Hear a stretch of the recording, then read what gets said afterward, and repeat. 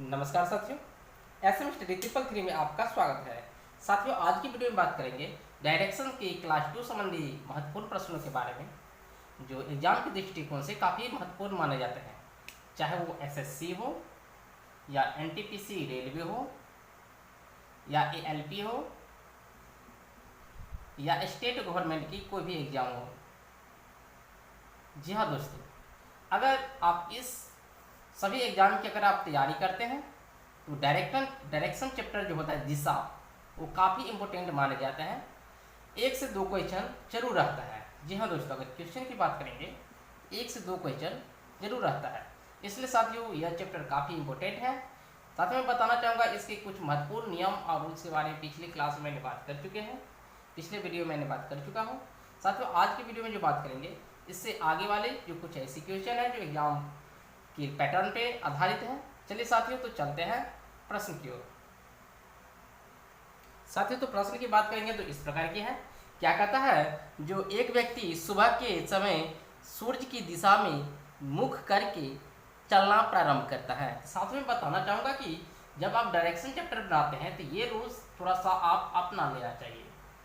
कैसे देखिए, जैसे कि ये आपको नॉर्थ हुआ यानी उत्तर हुआ, ये ईस्ट यानी पूरब हुआ, ये वेस्ट यानी पश्चिम हुआ, ये साउथ यानी दक्षिण हुआ। जी हाँ साथियों, ये थोड़ा सा अपना लीजिए और उसके बाद अपने क्वेश्चन को सॉल्व कीजिए।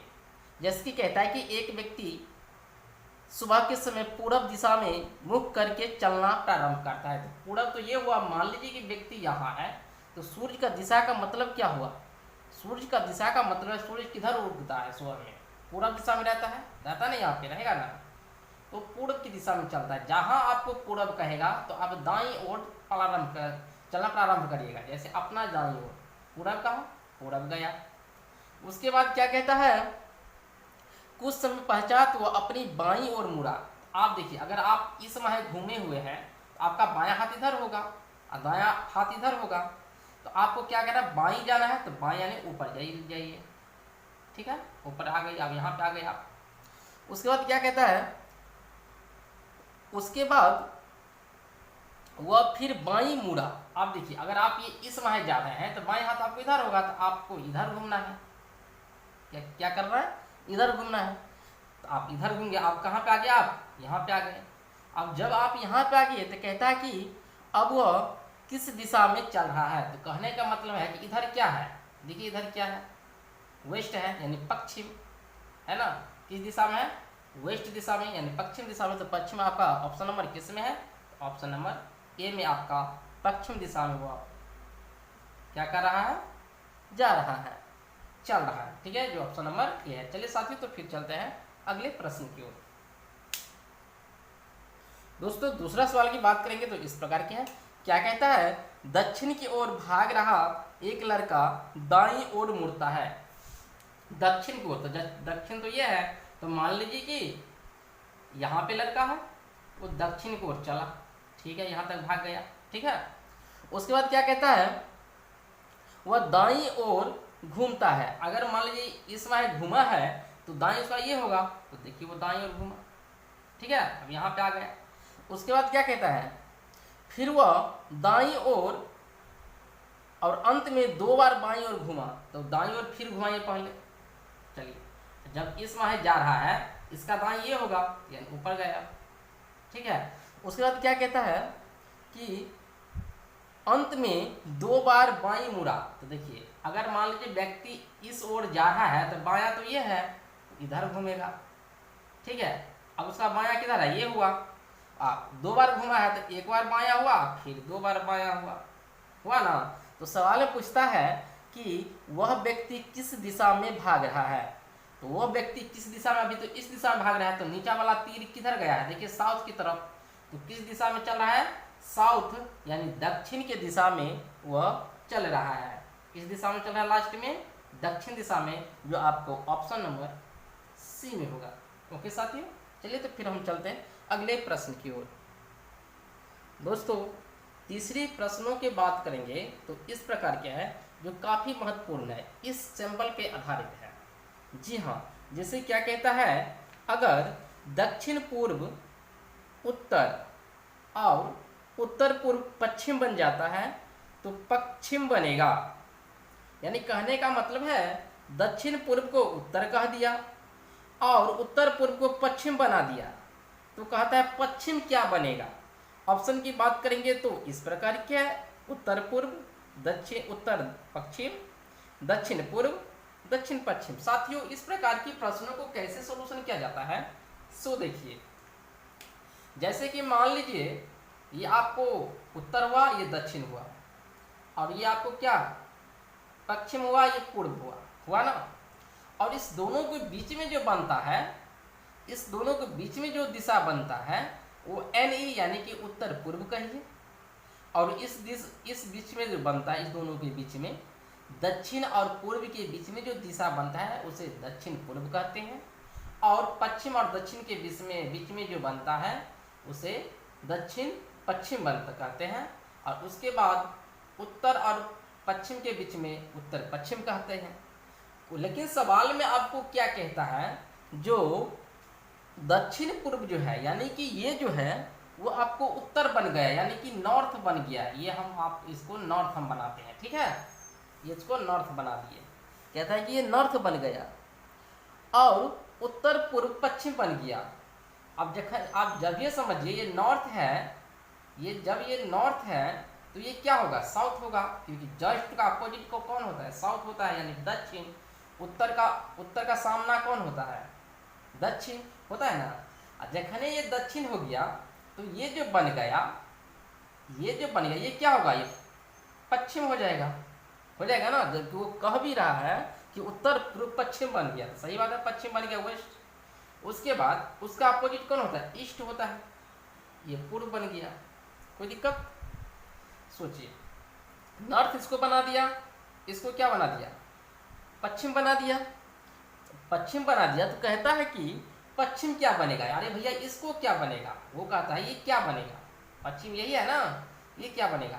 तो कहने का मतलब है दक्षिण और पूर्व या पूर्व या दक्षिण के बीच में कौन दिशा बनता है, तो दक्षिण, आपको दक्षिण और पूर्व के बीच में कौन दिशा बनता है, तो आप कहेगा दक्षिण पूर्व बनता है ना। दक्षिण और पश्चिम के बीच में ये दक्षिण हुआ, सॉरी, और ये पूर्व हुआ ना।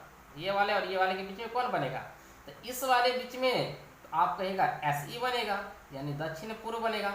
जी हाँ, तो दक्षिण पूर्व आपको ऑप्शन किस में है, तो दक्षिण पूर्व आपको ऑप्शन नंबर C में आपको दक्षिण पूर्व दिशा बनेगा। चलिए साथियों, तो फिर हम चलते हैं अगले प्रश्नों की ओर। देखिए दोस्तों, क्वेश्चन नंबर 4 की बात करेंगे, जो छाया संबंधित है। क्या कहता है कि सूर्योदय पर होडोर इस तरह खड़ा है कि उसकी छाया उसके दाईं पर पड़ रही है, तो होडोर का मुख किस दिशा में है। यानी कहने का मतलब है कि हम जानते हैं कि सुबह में यानी सूर्योदय के समय सूर्य हमेशा पूर्व दिशा में उगता है, तो सूर्य यहाँ पर है। कहने का मतलब है एक होडोर नाम की व्यक्ति है, मान लीजिए वो व्यक्ति ये है, ठीक है, ये खड़ा है। अब ये व्यक्ति यहाँ पे खड़ा है, उसका छाया जो है इधर बन रही है, किधर, तो दाईं ओर। आप सोचिए अगर सूर्य यहाँ है तो छाया तो इधर बनेगा ना, इसी साइड ना बनेगा। अगर यहाँ पे छाया है इस साइड बनेगा। तो कहने का मतलब है कि लेकिन ये छाया जो है उस व्यक्ति की दाईं ओर है। किस व्यक्ति की, जो व्यक्ति खड़ा है उस व्यक्ति के दाईं ओर छाया है।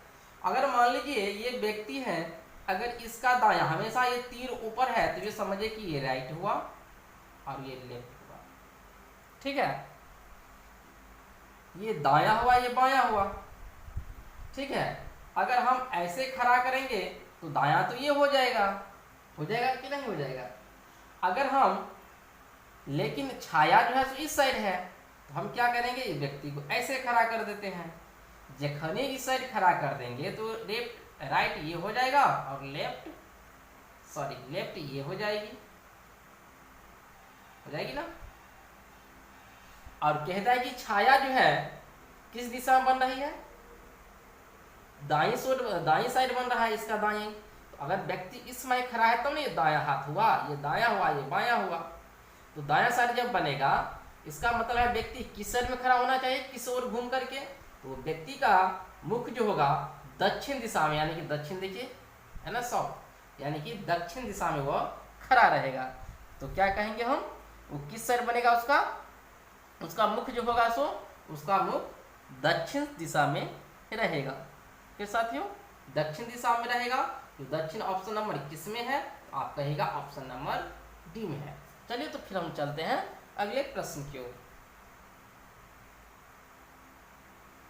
दोस्तों 5वीं क्वेश्चन की बात करेंगे तो इस प्रकार की है, क्या कहता है, राजा पूर्व की ओर 90 चलता है। तो राजा यहाँ पे है, ये क्वेश्चन हमें आपका 5 हुआ। आप लोग मेरे चैनल को सब्सक्राइब करते चलिए। चलिए तो हम उस राजा को पहले चलाते हैं। राजा क्या किया, 90 मीटर पूर्व गया, तो यहाँ पे हम लिखेंगे 90 मीटर पूर्व गया। ठीक है भाई, ठीक है। चलिए उसके बाद दायां मुड़ा, अरे भैया 90 इधर जाएगा तो दायां इधर होगा। ठीक है ना, दायां चला। आप कहिएगा दायां कितना चला, तो आपको सवाल में कह रहा है 20 चला। आपको एग्जाम में इसी प्रकार बनाना है, पढ़ते जाइए, डायग्राम करते जाइए। आप पहले पढ़ लेगा बनाइएगा तो टाइम आपको ज़्यादा लगेगा, इसलिए आप पढ़ते जाइए और सलूशन करते जाइए। वो क्या किया, तो पहले पूर्व चला 90 तो चला दिए। फिर वो क्या है, दायां मुड़ा, दायां मुड़ने के बाद 20 मीटर चला, तो 20 मीटर हम चला दिए, कोई बात नहीं है, चला दिए भैया। उसके बाद फिर कहता है पुनः दायां मुड़ा और 30 चला। अब कहने का मतलब है वो दायां फिर इधर चलेगा, क्योंकि इसमें घूमा है तो इसका दायां ये होगा, इसमें तो वो 30 से चला।